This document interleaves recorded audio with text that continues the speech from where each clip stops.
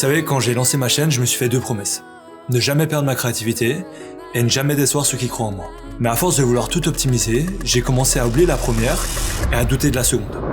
Axel était encore là pour me donner un coup de main et un jour, il m'a parlé d'un mec. Un mec un peu mystérieux, qui connaissait à peine, mais qui bossait dans l'ombre de gros youtubeurs pour les aider à exploser.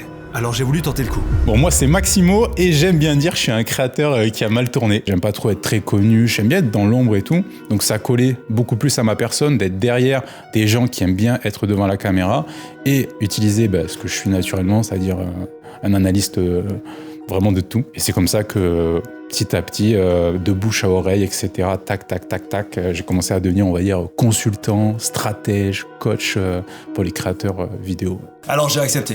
Même pas tant pour la perf à chaque vidéo, mais surtout pour éteindre une des nombreuses fréquences radio dans ma tête.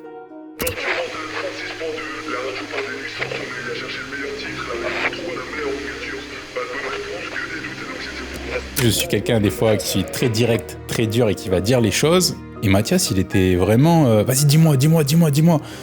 Il voulait vraiment, il y avait une volonté de s'améliorer, de qu'est-ce que j'ai fait, est-ce qu'on pourrait faire mieux, etc. Et ça, c'est assez cool parce que dans le milieu de la création, les gens ont beaucoup d'ego. Mais en réalité, c'est des mois à avoir peur. Peur du mauvais choix. Dans ce taf, une seule mauvaise décision peut ruiner des semaines, voire des mois de travail.